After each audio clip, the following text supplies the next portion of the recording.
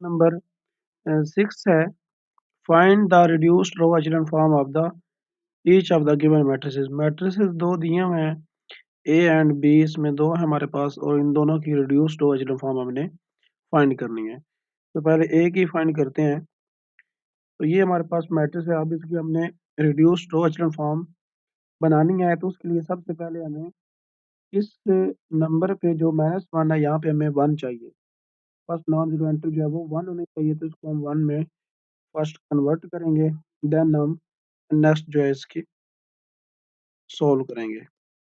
So first हम क्या करेंगे, रो 1 है, रो 1 को अगर हम मल्टीप्लाई करें with -1, so it will convert into 1 और नई जो रो बनेगी वो रो 1 ही होगी। तो यहाँ पे जस्ट हमने क्या किया, फर्स्ट रो को -1 से मल्टीप्लाई किया तो ये 1 हो गया, ये -1 और ये माइनस जो 5 था ये प्लस का 5 हो गया।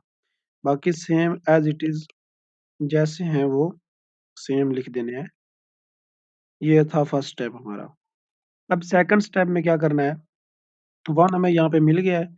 अब यहाँ पे इसको भी 0 बनाना है और इसको भी 0 बनाना है। तो 0 बनाने के लिए सेम एक ही नंबर से अगर हम रो 1 को मल्टीप्लाई करेंगे, यानी -2 से मल्टीप्लाई करेंगे रो 1 को और इसको ऐड कर देंगे रो 2 में, रो 2 में रिज़ल्ट आ जाएगा।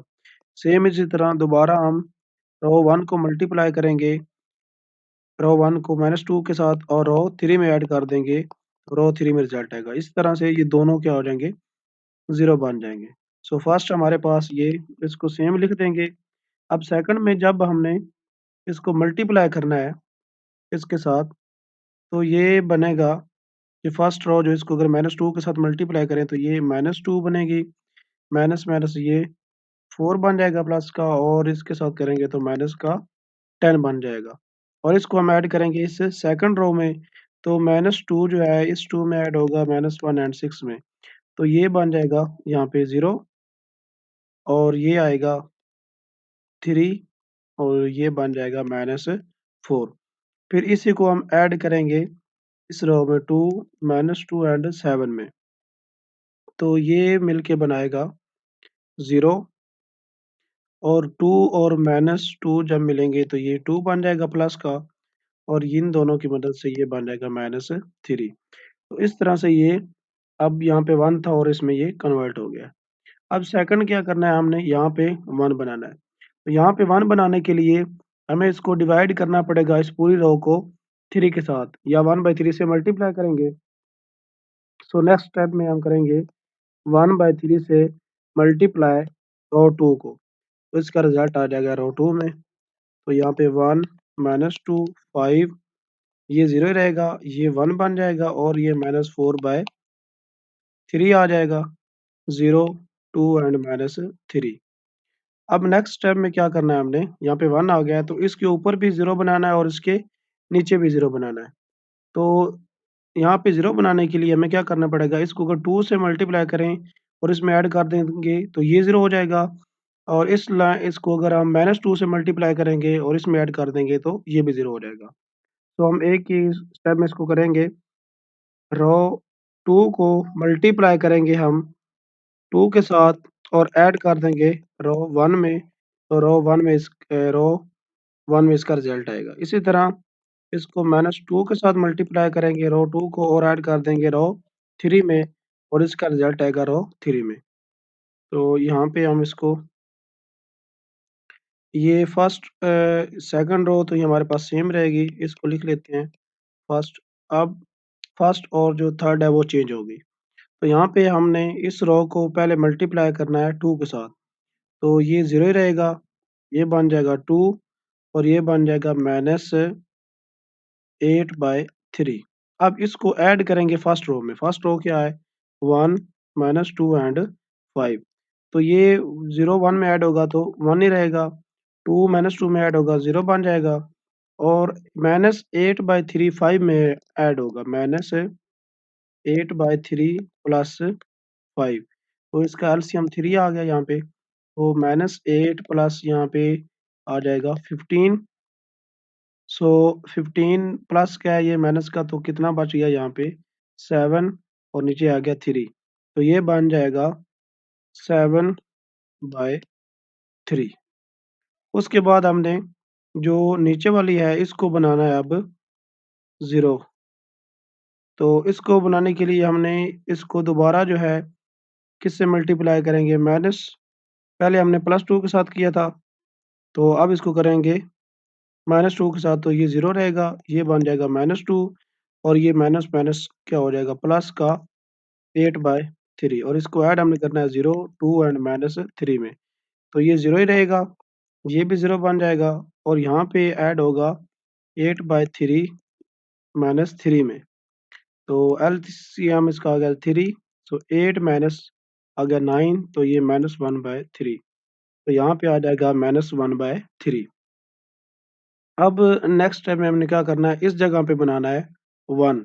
तो 1 बनाने के लिए हमें मल्टीप्लाई करना पड़ेगा इसको -3 के साथ, तो ये 1 बन जाएगा। तो हम मल्टीप्लाई करेंगे -3 विद रो 3, तो ये फर्स्ट जो है ऐसी रहेगी 7/3, ये 0, 1 -4/3 रहेगी और ये 0, 0 और ये बन जाएगा 1, यानी -1/3 मल्टीप्लाई हुआ है -3 के साथ, तो ये प्लस हो गया और कैंसिल होके ये आ गया 1। अब नेक्स्ट स्टेप में क्या करना है हमने, इसको भी 0 बनाना है और इसको भी 0 बनाना है। तो इसको 0 बनाने के लिए हमें क्या करना पड़ेगा, इसको मल्टीप्लाई करना पड़ेगा 4/3 के साथ और इसमें ऐड करेंगे तो ये ऑटोमैटिकली 0 हो जाएगा। तो 4/3 के साथ मल्टीप्लाई करेंगे हम रो 3 को और ऐड कर देंगे इसको रो 2 में, रिज़ल्ट आएगा रो 2 में ही। तो फर्स्ट को सेम ऐसे ही रहने दें 7/3, ये लास्ट वाली भी सेम रहेगी और ये 0, 0 के साथ मल्टीप्लाई होगा, कोई चेंज नहीं आएगा, इनमें कोई चेंज नहीं आएगा और इसमें क्या होगा, अब 4/3 जो है 4/3 -4/3, तो ये क्या आ जाएगा 0 आ जाएगा, तो यहाँ पे आ गया 0।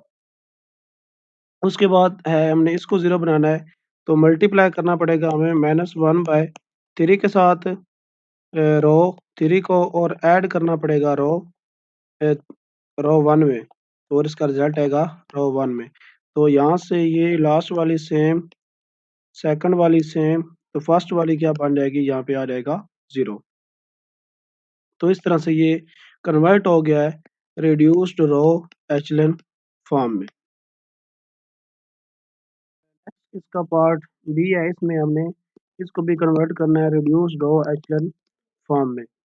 तो इसको कन्वर्ट करने के लिए हमें इसको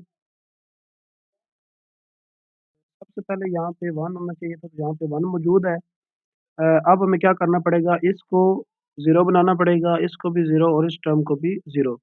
तो तीनों को हमने 0 बनाना है, तो इसको एक ही स्टेप में कर लेते हैं यहाँ पे। अब इसको 0 बनाने के लिए हमें फर्स्ट रो जो है उसको मल्टीप्लाई करना पड़ेगा -3 के साथ और उसको ऐड करना होगा हमें रो 2 में और इसका रिज़ल्ट आ जाएगा रो 2 में। देन हमें फर्स्ट रो को मल्टीप्लाई करना पड़ेगा -5 के साथ और उसको ऐड करना पड़ेगा रो 3 में और इसका रिज़ल्ट आएगा रो 3 में। देन हमें मल्टीप्लाई करना पड़ेगा 2 के साथ रो 1 को और उसको ऐड करना पड़ेगा रो 4 में और इसका रिज़ल्ट आएगा रो 4 में। तो यहाँ से ये बन जाएगा हमारे पास, फर्स्ट रो जो है वो सेम ही रहेगी, आगे वाली जो है ये इसमें कन्वर्ट हो जाएँगी। तो फर्स्ट रो के साथ मल्टीप्लाई करें -3 को, ये बन जाएगा -3 और ये माइनस माइनस प्लस का 3 बन जाएगा और इसको हमने ऐड करना है सेकंड रो में, ये हमारे पास रो है, तो इसमें ऐड करने से ये फर्स्ट क्या बन जाएगा 0, ये क्या बन जाएगा 1 और ये बन जाएगा यहाँ पे 2, तो ये इसमें कन्वर्ट हो गया। अब हमने क्या करना है, जो फर्स्ट रो है उसको मल्टीप्लाई करना है हमने -5 के साथ, तो ये बन जाएगी -5 और ये माइनस माइनस प्लस का 5 आ जाएगा।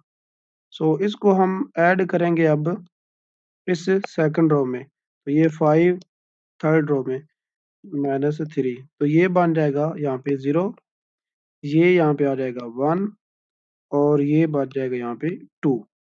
उसके बाद ये वाली जो रो है, इसके साथ हमें ऐड करना पड़ेगा फर्स्ट रो को मल्टीप्लाई करके 2 के साथ।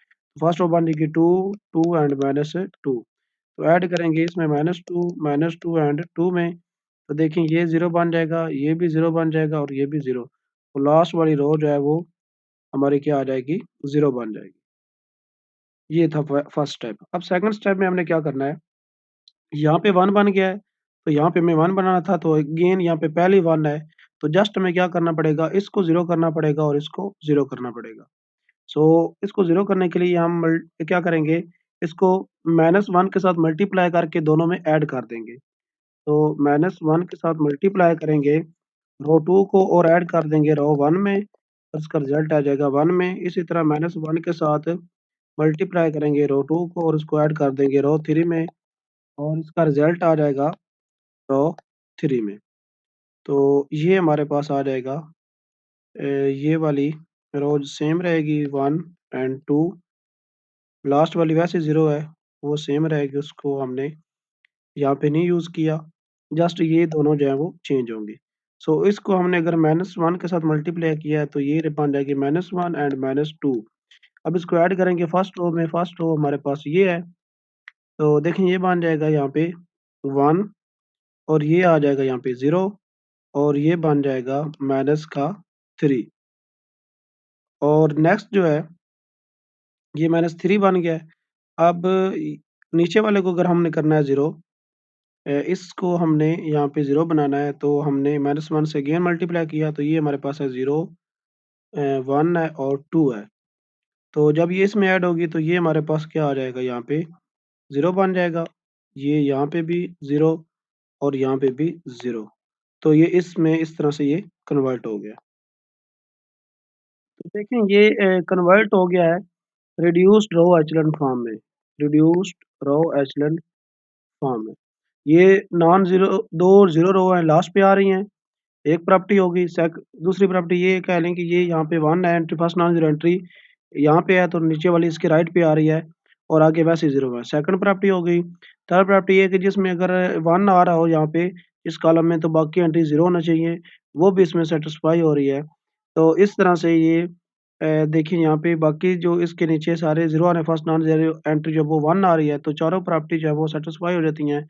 इनको हमें 0 करने की ज़रूरत नहीं पड़ी, क्योंकि इनके नीचे वे इस कॉलम में 1 मौजूद नहीं है और ना ही ये फर्स्ट नॉन ज़ीरो एंट्री है इसकी। तो इसलिए ये क्या हो गया है, रिड्यूस्ड रो एचेलॉन फॉर्म जो है उसमें कन्वर्ट हो गई, ये इसकी मैट्रिक्स की रिड्यूस्ड रो एचेलॉन फॉर्म यही होगी।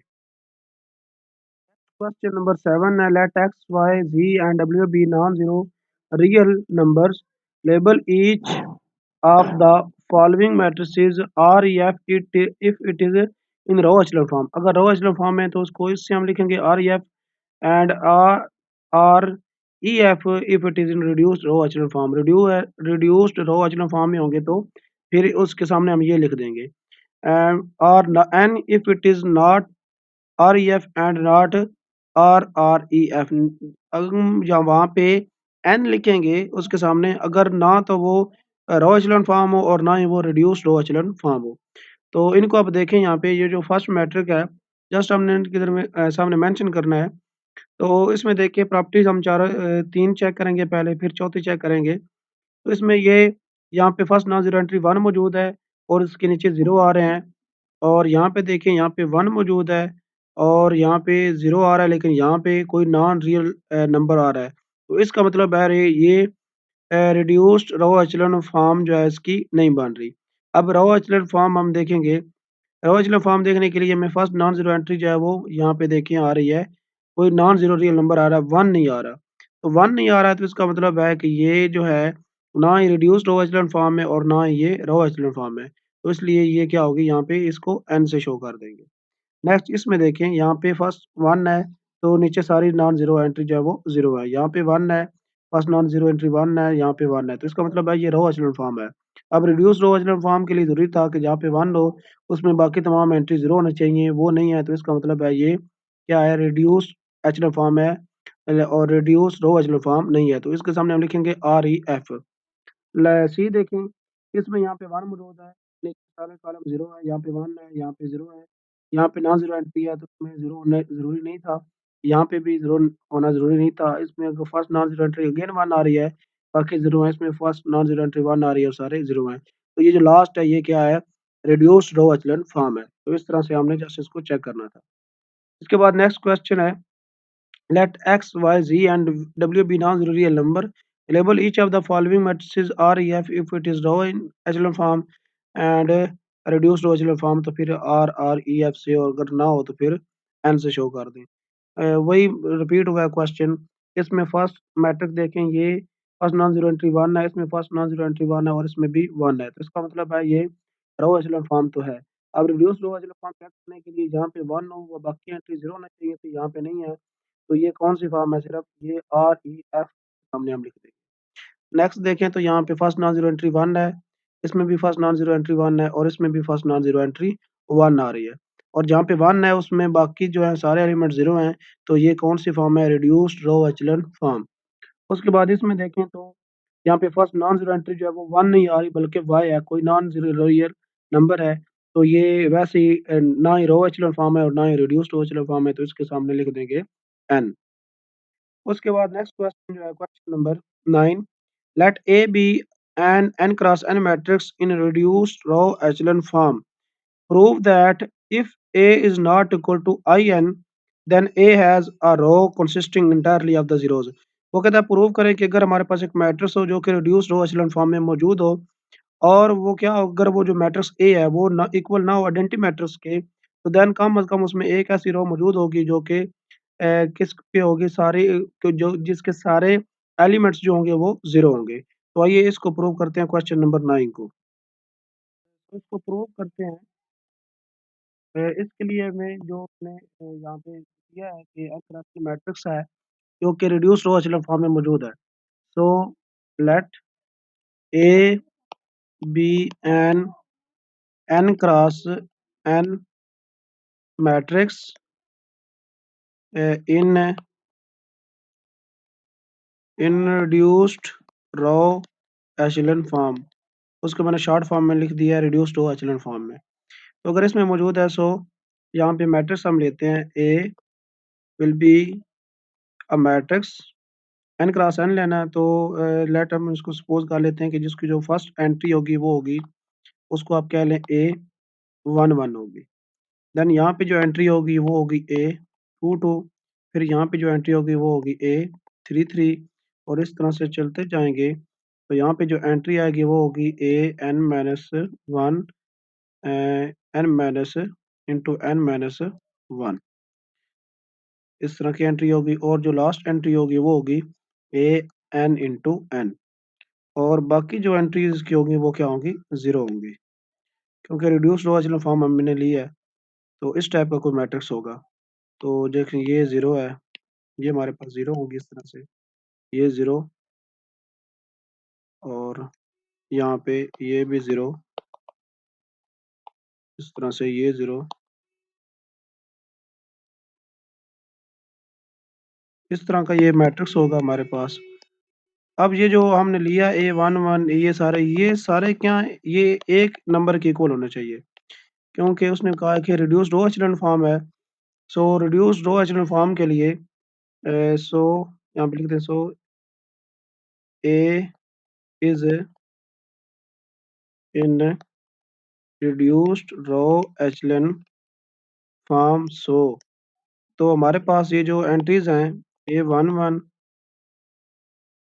Is equal to A 2 2 is equal to A 3 3 is equal to, ये हमारे पास जो है ए एन एन, ये किसके इक्वल होने चाहिए? 1 के, यानी फर्स्ट नॉन जीरो एंट्री 1 होनी चाहिए।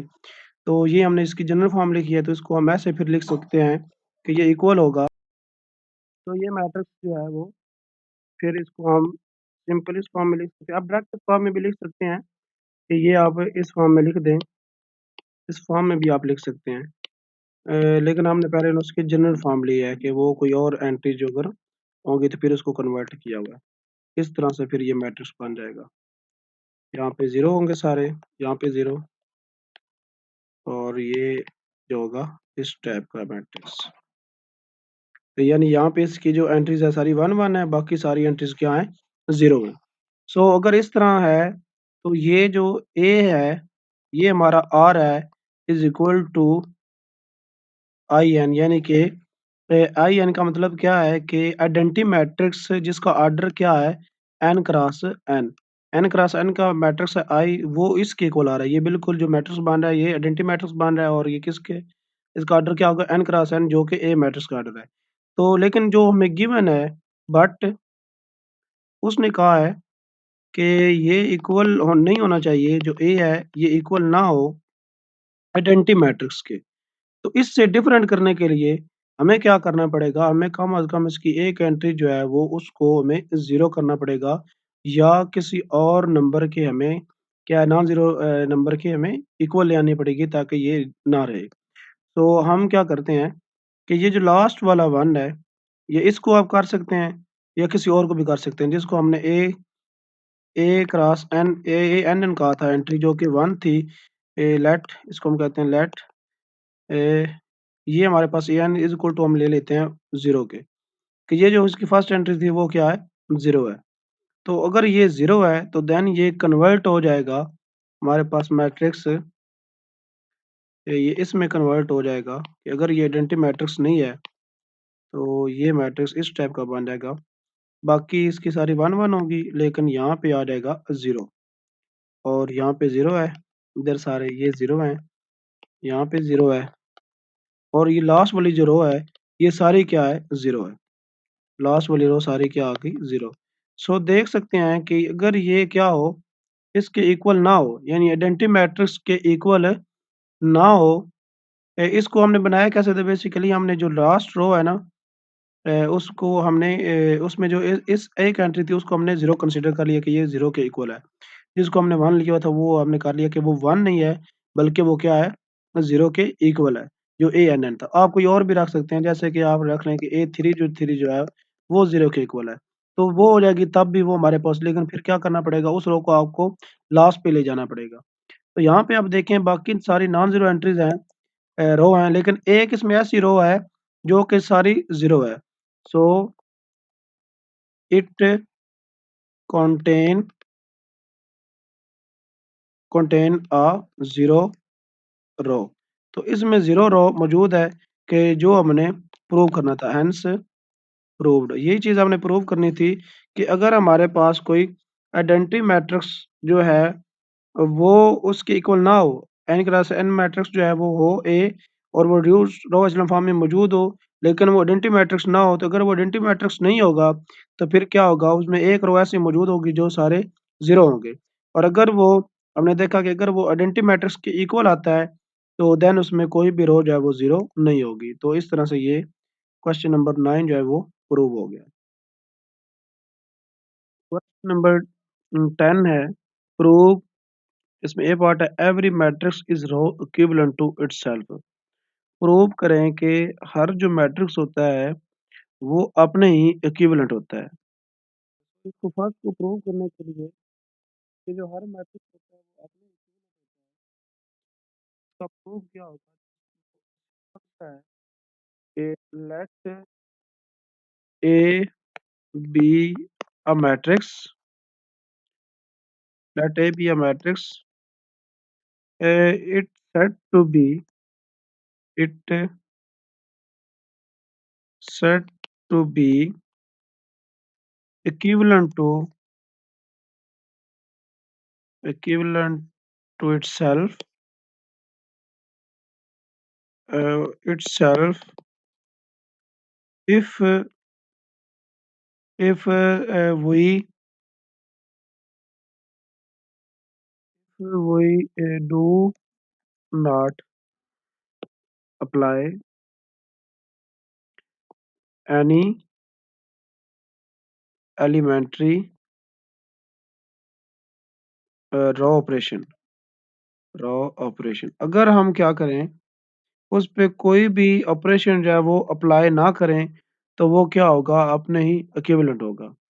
अगर कोई मैट्रिक्स ए हो, अगर उस पे कोई भी हम जो है ऑपरेशन जो है वो अप्लाई ना करें तो वो अपने ही इक्विवेलेंट कहलाएगा। जैसे कि अगर हम एग्जांपल लेते हैं यहाँ पे, इसकी एग्जांपल अगर हम यहाँ पे लें तो ऐसा मैट्रिक्स, फॉर एग्जांपल ये मैट्रिक्स है 1 2 2 एंड 4। तो ये मैट्रिक्स जो है, वो अपने ही इक्विवेलेंट होगा अगर क्या करें हम इस पे कोई भी ऑपरेशन ना अप्लाई करें। अगर कोई भी ऑपरेशन नहीं अप्लाई करेंगे तो यही सेम मैट्रिक्स रहेगा। तो ए जो होगा वो ए के क्या आ जाएगा? इक्विवेलेंट आ जाएगा। उस पे कोई भी अगर ऑपरेशन हम अप्लाई नहीं करेंगे तो वो अपने ही इक्विवेलेंट आ जाएगा। तो इस तरह कोई भी मैट्रिक्स जो होगा, जिस पे हम कोई भी एलिमेंट्री रो ऑपरेशन जो है वो अप्लाई नहीं करेंगे, तो वो अपने आप के क्या होगा? इक्विवेलेंट होगा। या दूसरी सूरत में ये है कि अगर हम कोई मैट्रिक्स हो, उस पे कोई रो एलिमेंट्री रो ऑपरेशन अप्लाई करें, एक सेकंड मैट्रिक्स बने, वो जो सेकंड मैट्रिक्स बना है उस पे दोबारा वही जो हमने पहले किया था ऑपरेशन अप्लाई, उसको रिवर्स करके अप्लाई करें, तो वापस हमें मैट्रिक्स ए मिल जाएगा, तब भी वो क्या कहलाएगा? वो इक्विवेलेंट कहलाएगा। तो यहाँ से ये प्रूव होता है कि हर जो मैट्रिक्स होता है, वो अपने ही इक्विवेलेंट होता है। सेकंड पार्ट है, if B is row equivalent to A, then A is row equivalent to B. अगर कोई मैट्रिक्स बी हो जो कि ए के रो इक्विवेलेंट हो, तो देन ए जो होगा वो बी के रो इक्विवेलेंट होगा। यानी कि ए और बी के दरमियान कोई ना कोई ऐसा एलिमेंट्री रो ऑपरेशन मौजूद होगा कि जब हम बी पे अप्लाई करें तो हमें ए मिल जाए और जब हम ए पे अप्लाई करें हमें बी मिल जाए। तो आइए इसको प्रूव करते हैं। तो इसका प्रूफ है, each elementary row operation of types 1, 2 or 3 as a corresponding inverse operation of the same type which undoes the effect of the original operation। हमने 3 ऑपरेशन पढ़े थे, टाइप 1, टाइप 2, टाइप 3। यानी कि हम किसी रो के साथ किसी को मल्टीप्लाई करके ऐड कर सकते हैं, किसी रो के साथ किसी नंबर को स्केलर नंबर को मल्टीप्लाई कर सकते हैं। इसी तरह हम कॉलम में जो ऑपरेशन है वो अप्लाई कर सकते हैं। तो वो तीनों ऑपरेशन जो है, अगर हम क्या करते हैं अप्लाई करते हैं किसी पे और फिर हम दोबारा उन्हीं को अगर रिवर्स करके अप्लाई करते हैं तो हमें ओरिजिनल मैट्रिक्स मिल जाएगा। फॉर एग्जाम्पल जैसे कि the inverse of the operation add D times row R to A row S of A. अगर किसी ए मैट्रिक्स की हम रो आर जो है उसको डी के साथ मल्टीप्लाई करें और उसको ऐड कर दें उसकी रो एस में, देन और फिर क्या करें, डी को सब्ट्रैक्ट करें, उसको मल्टीप्लाई करके आर के साथ एस में से सब्ट्रैक्ट कर दें, तो वापस हमें वही मैट्रिक्स मिल जाएगा। Since B is assumed row equivalent to A, क्योंकि बी जो है वो ए के रो इक्विवेलेंट था। There is a sequence of elementary row operation which gets from A to B. तो क्या होगा अगर बी ए के रो इक्विवेलेंट है, इसका मतलब है अगर हम रे आर ए पे कुछ एलिमेंट्री जो ऑपरेशन अप्लाई करें तो वो हमें बी देगा। Take those operation in the reverse order, अगर उनको हम रिवर्स करें तो देन बी वापस हमें क्या देगा? A. And for each operation do its inverse and that takes B into A, thus A is rho equivalent to B। तो दोन ए जो होगा अगर बी के इक्विवेलेंट है तो बी जो होगा वो ऑटोमेटिकली ए के इक्विवेलेंट हो जाएगा अगर उन्हीं ऑपरेशन को हम क्या कर दें? रिवर्स कर दें। अब इसकी हम एक एग्जांपल लेते हैं जिससे ये चीज़ आपको क्लियर हो जाएगी। तो हमने एग्जांपल लिया कि let matrix A 1 2 5 7 is row equivalent to matrix B 1 8 2 13। अगर जो मैट्रिक्स ए है ये बी के क्या है? रो इक्विवेलेंट है। अब देखिए हम इसको कैसे प्रूव करवाएँगे। इसका मतलब है कि अगर ए जो है वो बी के रो इक्विवेलेंट है, ए पे कोई ऐसा जो एलिमेंट्री मौजूद होगा, तब उसे हम अप्लाई करेंगे तो हमें बी मिल जाएगा। इस तरह बी पे कोई ऐसा जो कोई ऐसा एलिमेंट्री ऑपरेशन मौजूद होगा कि जब हम बी पे अप्लाई करेंगे तो हमें ए मिल जाएगा। देन ये दोनों क्या कहलाएँगे? रो इक्विवेलेंट। तो हम क्या करते हैं कि एक ऑपरेशन अप्लाई करते हैं मैट्रिक्स ए पे और वो ऑपरेशन इस तरह अप्लाई करते हैं कि अगर हम क्या करते हैं 3 के साथ मल्टीप्लाई करें रो 1 को और देन उसको ऐड कर दें रो 2 में, इसका रिजल्ट आ जाएगा रो 2 में। तो ये देखें हमने इस पे अप्लाई किया। अब फर्स्ट को 2 के साथ 3 के साथ मल्टीप्लाई किया, उसको मल्टीप्लाई करके 5 में ऐड करेंगे, तो ये क्या बन जाएगा? 8। ये पहला तो सेम रहेगा रो। अब इसी तरह इस 2 को मल्टीप्लाई करेंगे, इसके साथ तो ये बन जाएगा 6 है, 6 को ऐड करेंगे 7 में तो ये आ जाएगा 13। तो ये हमारे पास मैट्रिक्स क्या आ गया है? बी। तो इसका मतलब है ए जो है वो रो इक्विवेलेंट है बी के, यानी कि ए पे हमने एक matrix elementary row operation apply किया हमें बी मिल गया। सेम इसी तरह बी जो होगा, अगर ए बी के रो इक्विवेलेंट है तो बी जो होगा वो ए के रो इक्विवेलेंट होगा। सेम इस जो हमने ऑपरेशन अप्लाई किया इसको रिवर्स करेंगे, इस पे अप्लाई करेंगे तो हमें ए मिल जाएगा। तो इस ऑपरेशन को हम रिवर्स करते हैं। यानी कि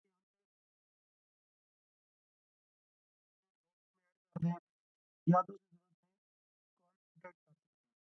दोनों तरीके से उसको हमने किया 1 मल्टीप्लाई करके उसको रो 2 से, तो इसका रिजल्ट जो होगा वो आ जाएगा रो 2 में। तो अब हमने मल्टीप्लाई किया रो 1 के साथ, ये बन गया 3, ये बन गया 6। तो इसका मतलब है 3 को हम 8 से माइनस करेंगे, ये फर्स्ट तो ऐसे रहेगा, 3 को 8 से माइनस किया तो ये बन गया 5, और इस तरह ये 6 होगा तो 6 में को 13 में से माइनस किया तो ये बन गया 7। तो जस्ट देखें, ये सेम हमारे पास मैट्रिक्स जो है वो ए आ गया है। ये मैट्रिक्स हमें मिल गया है ए। तो हमने यहाँ पे देखा, प्रूव करा है कि अगर हमने एक पे कोई एलिमेंट्री ऑपरेशन अप्लाई किया तो हमें बी मिल गया, और इस तरह बी में कोई ऐसा एलिमेंट्री ऑपरेशन मौजूद है कि वो हमें ए देता है। तो यहाँ से ये प्रूव हो जाता है कि ए जो है वो बी के क्या है, रो इक्विवेलेंट है। तो A is row equivalent to B and B is row equivalent to A हो गया। तो ये दोनों क्या एक दूसरे के क्या है, इक्विवेलेंट है। तो ये यहाँ पे प्रूव हो गया है। इसका थर्ड पार्ट है, if C is row equivalent to B and B is row equivalent to A, then C is row equivalent to A। अगर जो C है वो B के रो इक्विवेलेंट हो, B A के हो, तो देन जो C होगा वो A के रो इक्विवेलेंट होगा। तो इस चीज़ को हम देखेंगे तो इसका मतलब होगा कि C और B के दरमियान कोई एलिमेंट्री रो ऑपरेशन मौजूद है, इस तरह B और A के दरमियान मौजूद है। अगर ये दोनों इस तरह एग्जिस्ट करते हैं तो देन जो C होगा वो A के रो इक्विवेलेंट होगा। सो प्रूफ इसका स्टार्ट करते हैं। Let's consider matrix C is row equivalent to B and B is row equivalent to A. अगर जो सी है वो रो इक्विवेलेंट बी हो, बी जो हो वो रो इक्विवेलेंट टू हो ए के, ये तो हमें गिवन है कि बी जो है, सी जो बी के रो इक्विवेलेंट है, बी ए के, हमने ये प्रूव करना है जो ए सी होगा वो ए के रो इक्विवेलेंट होगा। It means there exist sequence of elementary row operations, तो वहाँ पे एलिमेंट्री रो ऑपरेशन मौजूद होंगे कि जब हम सी पे अप्लाई करेंगे तो हमें बी मिलेगा, और जब हम बी पे अप्लाई कर रहे हैं तो हमें ए मिल रहा है। क्योंकि हमने उसने कह दिया कि सी जो है वो बी के इक्विवेलेंट है, इसका मतलब है इन दोनों के दरमियान कोई एलिमेंट्री रो ऑपरेशन मौजूद है। इसी तरह बी जो है वो ए के रो इक्विवेलेंट है, तो इन दोनों के दरमियान कोई जो है यहाँ पे एलिमेंट्री रो ऑपरेशन मौजूद है। तो इसलिए हमने यहाँ पे ये चीज़ लिखी है। अगर ये इस तरह से है तो इसका मतलब ये है कि अगर इन ऑपरेशन को हम क्या कर दें, रिवर्स कर दें, तो फिर हमें क्या मिल जाएगा, ए से बी मिल जाएगा, और फिर जो इसके दरमियान जो हमने ऑपरेशन था उसको रिवर्स करेंगे तो हमें सी मिल जाएगा। हमने प्रूव करना है कि सी जो है वो ए के रो इक्विवेलेंट है। तो जैसे कि सी से बी आ रहा है और बी से ए आ रहा है, तो देन सी और ए के दरमियान ऐसा एलिमेंट्री रो ऑपरेशन मौजूद होगा इनको कंबाइन करने से कि जो हमें ए देगा।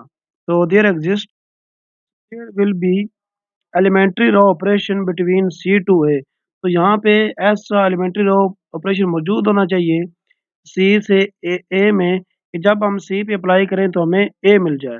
सो if there exist a such elementary row operation, अगर ऐसा एलिमेंट्री रो ऑपरेशन वहाँ पे एग्जिस्ट करता है कि जब सी पे अप्लाई करें तो हमें ए मिल जाए, तो देन जो सी होगा वो क्या हो जाएगा, रो इक्विवेलेंट टू ए हो जाएगा।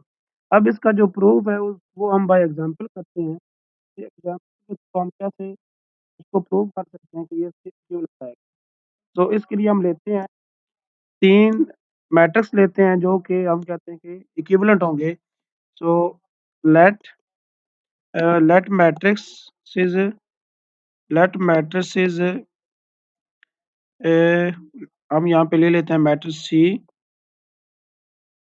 सी लेते हैं, इसको हम कह लेते हैं कि ये होगा 2, 3, 5 एंड 6। ये हमने मैट्रिक्स ले लिया है एक, और दूसरा मैट्रिक्स ले लेते हैं बी, जिसके ये इक्विवेलेंट होगा बी, जो कि है, इसको ले लें 2, 3, फर्स्ट रो को सेम ही रहने देते हैं, 12, 9 एंड 12। तो ये हमने दूसरा मैट्रिक्स ले लिया बी। अब तीसरा मैट्रिक्स लेते हैं यहाँ पे ए, मैट्रिक्स ए जो कि हम ले लेते हैं यहाँ पे, इसकी भी फर्स्ट रो सेम ही रहने देते हैं, तो इसको हम बना लेते हैं 2, 3 और इसको लिख लेते हैं 13 और इसको लिख लेते हैं 18। तो अब ये 3 मैट्रिक्स है हमारे पास और यहाँ पे जो मैट्रिक्स सी है वो रो इक्विवेलेंट है बी के, बी जो है वो रो इक्विवेलेंट है ए के, तो सी जो होगा वो रो इक्विवेलेंट होना चाहिए ए के। इस चीज़ को हम प्रूव करवाएँगे। तो इसका मतलब है सी और बी के दरमियान कोई ऐसा एलिमेंट्री रो ऑपरेशन मौजूद है कि जब हम सी पे अप्लाई करें हमें बी मिल जाए। तो हम चेक करते हैं कि अब वाक़ई ऐसा कोई यहाँ पे मौजूद है कि जब हम इस पे अप्लाई करेंगे तो हमें ये मिलता है।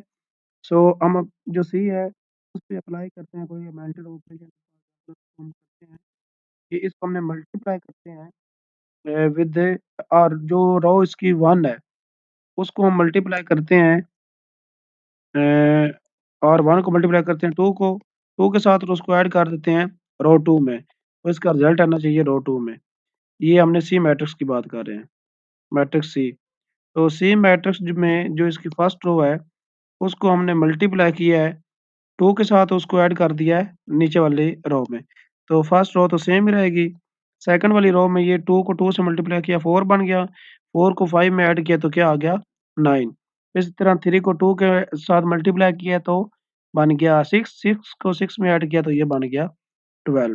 तो यहाँ से जब हमने इस पे ऑपरेशन अप्लाई किया सी पे, तो हमें मैट्रिक्स मिल गया जो कि इक्वल है बी के। तो इसका मतलब है कि ए सी जो है वो रो इक्विवेलेंट है बी के। देन हम बी पे अब इस पे कोई एलिमेंट्री ऑपरेशन अप्लाई करके देखते हैं कि ये हमें मिलता है ए या नहीं मिलता। इस पे हम अगेन वही ऑपरेशन जो है लेके देख लेते हैं। इस पे हमने यही ऑपरेशन अप्लाई किया और इसको रो 2 में ऐड करवा दिया। तो इसका जो आएगा रो 2 में ही आएगा। तो पहले के साथ हमने 2 के साथ मल्टीप्लाई किया तो क्या बन गया 4, 4 को 9 में ऐड करेंगे तो क्या आ जाएगा 13 और इसी तरह फिर हमने 3 को 2 के साथ मल्टीप्लाई किया 6, 6 को 12 में ऐड करेंगे तो क्या आ जाएगा 18। तो ये हमारे पास आ गया है ए के। तो हमने देखा कि जब हमने सी पे अप्लाई किया तो हमें बी मिल गया, बी पे कोई रो एलिमेंट्री ऑपरेशन अप्लाई किया तो हमें ए मिल गया। तो इसका मतलब है अब कि जो सी मैट्रिक्स था हमारा, वो किसके रो इक्विवेलेंट होना चाहिए इस ए के। यानी और सी हमारे पास मैट्रिक्स क्या था? सी मैट्रिक्स जो हमने लिया है, वो है 2, 3 यहाँ पे 5 था और यहाँ पे क्या हमने लिया था 6 यहाँ पे है 6। अब इस पे कोई अगर हम एलिमेंट्री रो ऑपरेशन अप्लाई करते हैं तो हमें ये ए मिल जाना चाहिए। ऐसा एलिमेंट्री ऑपरेशन ज़रूर मौजूद होगा कि जब इस पे अप्लाई करें हमें ए मिल जाए। तो हम यहाँ से देख सकते हैं कि अगर हम इसको 4 को मल्टीप्लाई करें इसकी रो 1 से तो उसको ऐड कर दें रो 2 में, तो हमारे पास जो नया मैट्रिक्स बनेगा वो ए ही आएगा। देख लें बेशक इस यहाँ पे फर्स्ट जो है वो सेम रहेगी। इसको हमने 4 से मल्टीप्लाई किया 8 बन गया, 8 को 5 में ऐड किया तो ये क्या बन जाएगा 13 और यहाँ पे इसके मल्टीप्लाई किया 4 को 3 के साथ 12 बन गया, 12 को ऐड किया 6 में तो ये बन गया यहाँ पे 18। तो ये किसके आ गया ए के इक्वल आ गया। तो यहाँ से हमने देखा कि जब हमने सीज़ बी के रो इक्विवेलेंट था बी ए के और हमने चेक कर लिया कि सी जो है वो किसके रो इक्विवेलेंट है ए के। तो ये हमारे इस तरह से एग्ज़ाम्पल के थ्रू भी इसको प्रूव किया जा सकता है।